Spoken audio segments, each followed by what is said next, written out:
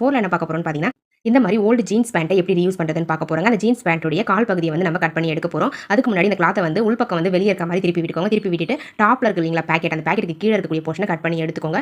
அடுத்தது ஒரு பழைய மாவு ஜல்லடையுடைய அந்த பிளேட் இருக்கும் இல்லைங்களா, அதை எடுத்திருக்கேன். ஸோ இது வந்து பழைய ஜல்லடையுடையது தான். இது வேஸ்ட். ஸோ அதனால அதை ரீயூஸ் பண்ண போறேன். அந்த பிளேட்டை இந்த மாதிரி அந்த பேண்ட்ல வச்சு நீங்க அழகா ஊசி நூல் யூஸ் பண்ணி ஸ்டிச் பண்ணி எடுத்துக்கோங்க. பாருங்க, உள்ள இன்சர்ட் பண்ணிட்டு லைட்டா கிளாத் வந்து வெளிய இருக்க மாதிரி விட்டுடுங்க. விட்டுட்டு அதுக்கப்புறம் ஊசி நூல் யூஸ் பண்ணி தச்சு எடுத்துக்கிட்டீங்க அப்படின்னா உங்களுக்கு பாட்டம் வந்து பாத்தீங்கன்னா ஸ்ட்ராங்கா இருக்கும். அவ்வளவுதாங்க ஃப்ரெண்ட்ஸ். இதே மாதிரி ஃபுல்லாவே நான் தச்சு எடுக்க போறேன். நீங்க இதே மாதிரி தச்சு எடுத்துக்கோங்க. அவ்வளவுதாங்க ஃப்ரெண்ட்ஸ். நான் தச்சு முடிச்சிட்டேன். இந்த மாதிரி தச்சு எடுத்துட்டு இப்போ நமக்கு எந்த அளவுக்கு கிளாத் தேவையோ அந்த அளவுக்கு விட்டுட்டு பேலன்ஸ் இருக்கக்கூடிய அந்த கால் பகுதியை கட் பண்ணி ரிமூவ் பண்ணிடலாங்க ஃப்ரெண்ட்ஸ். பாருங்க, நான் வந்து ஒரு அடி ஸ்கேல் அளவுக்கு ஹைட் இருக்க மாதிரி கட் பண்ணி எடுத்துக்கிட்டேன். அடுத்தது ஒரு லேஸ் எடுத்துருக்கேங்க. அந்த லேஸை வந்து கைப்பிடி மாதிரி செட் பண்ண போறேன். ஒரு சூப்பரான ஆர்கனைசர் கிடைச்சிருங்க. ஸோ இதை வந்து நீங்க இந்த மாதிரி ஏதாச்சும் ஒரு ஹூக்ல ஹேங் பண்ணி விட்டுட்டு உங்ககிட்ட இருக்கக்கூடிய பிளாஸ்டிக் கவர்ஸ்லாம் வந்து உள்ள போட்டு வைக்கிறதுக்கு யூஸ் பண்ணிக்கலாம். நம்ம வீட்டில் வேஸ்டா இருக்கக்கூடிய அந்த பிளாஸ்டிக் கவர்ஸ் அங்கங்க வச்சிருவோம், அசிங்கமா இருக்கும் பார்க்கறதுக்கு. இந்த மாதிரி ஒரு ஆர்கனைசர் ரெடி பண்ணி அதுக்குள்ள போட்டு வச்சுக்கிட்டோம் அப்படின்னா நீங்க நிறைய கவர்ஸ் ஸ்டோர் பண்ணி வைக்கலாம். எப்போ தேவைப்படுதோ அப்போ எடுத்து யூஸ் பண்ணிக்கலாம். பார்க்கறதுக்கு ரொம்ப நீட்டா அழகா இருக்கும்.